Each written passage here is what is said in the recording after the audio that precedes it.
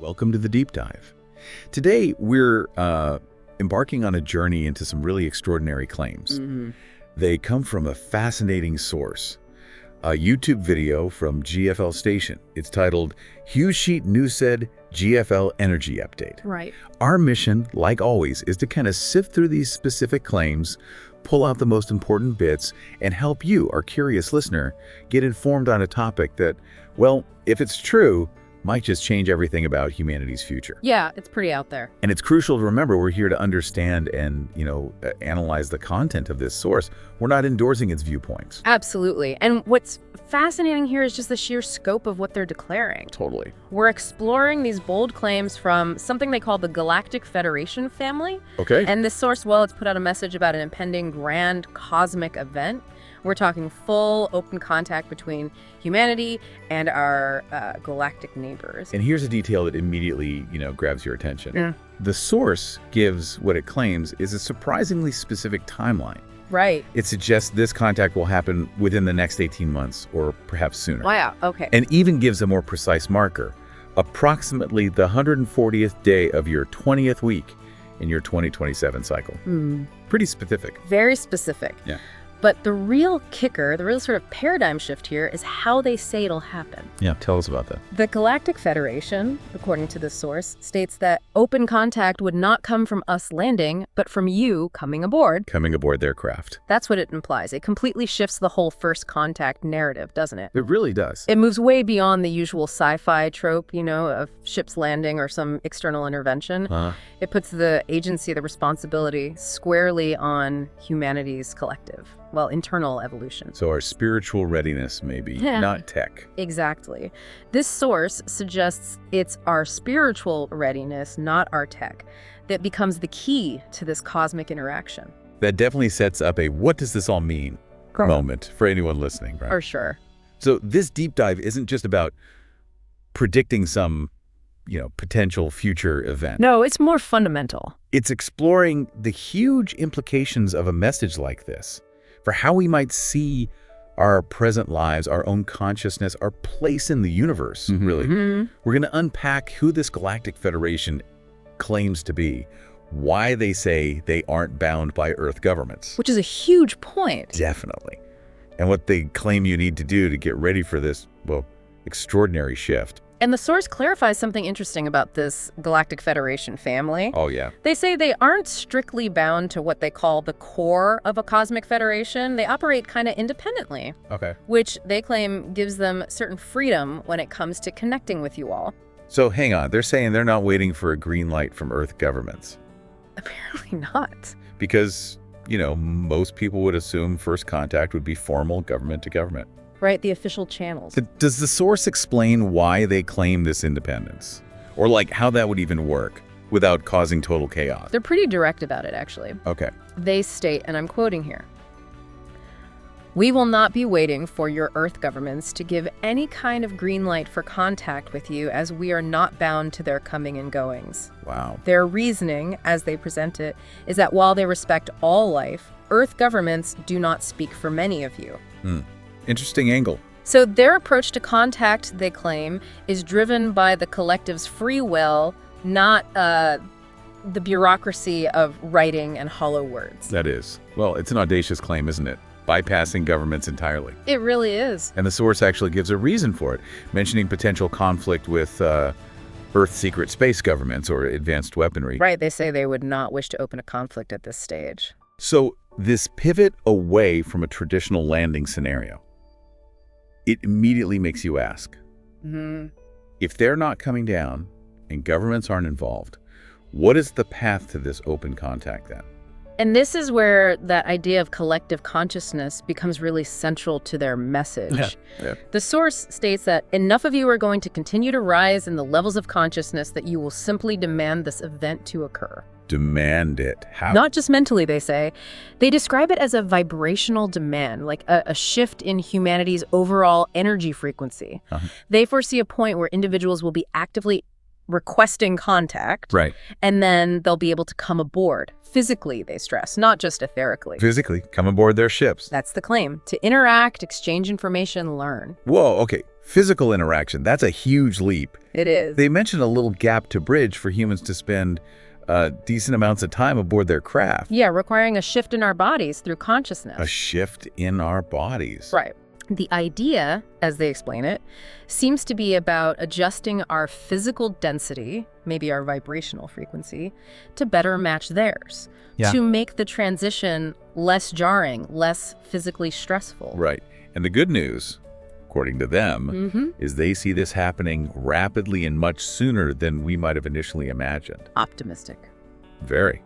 So what does this actually mean for us, day to day? How does someone shift their body through consciousness or prove this vibrationally? Well, they do offer some specific guidance for preparing. It starts with recognizing the power of your own thoughts. Okay, like manifestation. Pretty much. What you think you create, they assert. Standard manifestation principle, really. Right. They emphasize harnessing your mind's strength and centering yourself in love and light, which suggests, maintaining a high vibrational state. Why? Because thoughts, they say, ripple across Gaia, that's their term for Earth-like waves on the sea.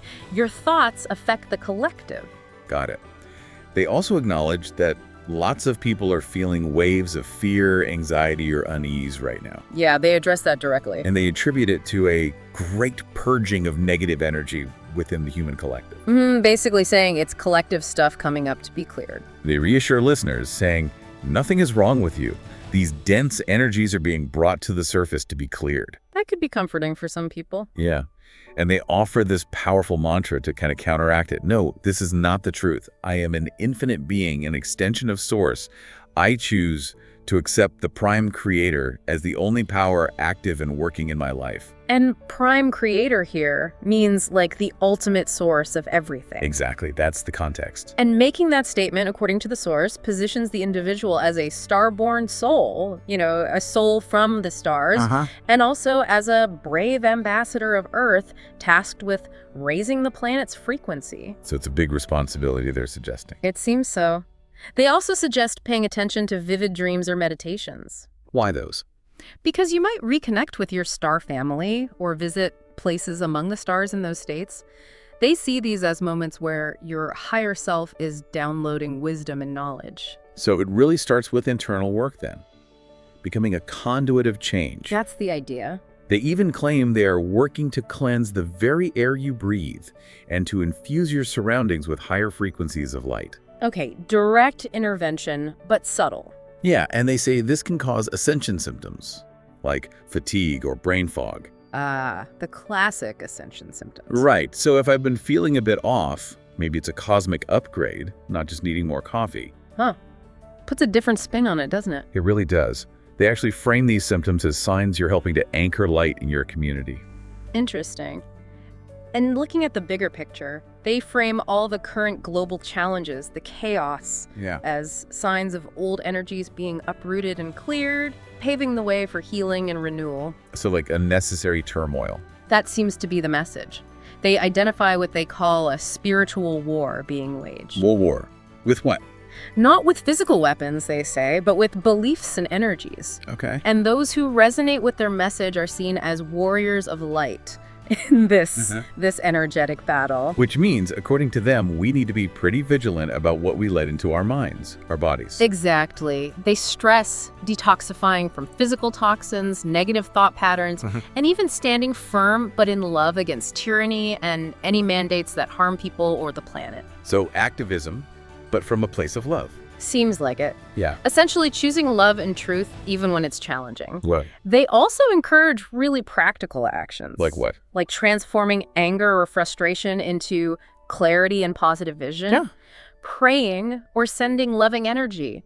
Improving your health. Offering kindness. Simple things, really. Right. And they underscore that you are not a helpless victim. You are a co-creator of your reality. That's a powerful statement. It is. And that while you can't control everything, you can always control your response. You are the co-creator of your reality. Yeah. That really shifts responsibility, doesn't it? Dramatically. What are the practical implications, though, for someone just struggling with daily life hearing this? Well, the source suggests focusing on, say, responding to hate with compassion, Okay. or responding to injustice with truth and fairness. Small acts, but conscious ones. Right. They advise making positivity and gratitude daily habits, maybe starting each day with a positive intention. And they also say that sometimes they leave small signs of encouragement, Like what kind of signs? like a lucky penny appearing on your path, or maybe a timely coincidence, little whispers saying, "We are here with you." Ah, okay. So they're claiming subtle interactions too. Yeah, and this whole concept of unconditional love and ever-present support is really a core theme in their communication. Oh, so. They state, no bad mood, no moment of selfishness or lapse in judgment, no human mistake can stop us from loving you. That's quite a statement of support. It is. They claim to be always by our side, sending loving energy waves. So let's try and wrap our heads around this. What does this all mean for how we understand this particular source's message? Oh. We've done this deep dive into this, frankly, extraordinary message from the Galactic Federation family, as they call themselves. And it reveals their vision of humanity, like right on the cusp of a massive shift. Yeah, this open contact. Exactly. And crucially, it's not facilitated by aliens landing in Central Park, but by a rising collective consciousness leading us to come aboard.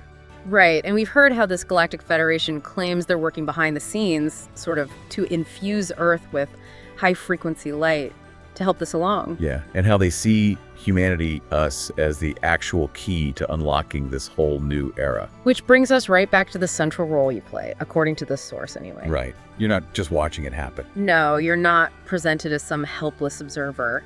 You're framed as a starborne soul, a brave ambassador of Earth, and a co-creator of reality. Meaning our thoughts, our intentions, our willingness to choose love and truth. Those are presented as the actual tools needed to navigate this spiritual uprising, as they call it. It's like that quote they used. Which one? You are the light that will save your own world. Puts it all back on us. It really does. But backed by their claim of unconditional love and ever-present support. Right, always by our side, sending loving energy waves. And even leaving those small signs of encouragement, like the lucky penny. Yeah, which kind of grounds this huge cosmic narrative in something more personal, more relatable maybe. According to the source, yeah. So this deep dive into the GFL Station's claims, well, it definitely challenges us to think differently, doesn't it? Absolutely. About our place in the universe, our potential connection to some greater cosmic family. And the power that lies within each of us, at least as presented by this source. So here's the final thought, maybe. If. And it's a big if. Yeah. But if, as this message suggests, our collective consciousness really is the driver for such a monumental first contact event, then what does that truly say about our individual and collective responsibility for shaping the worlds around us, and maybe even beyond? It definitely raises a big question. What part will you play in this unfolding cosmic unity, assuming these claims hold any water? Something to think about.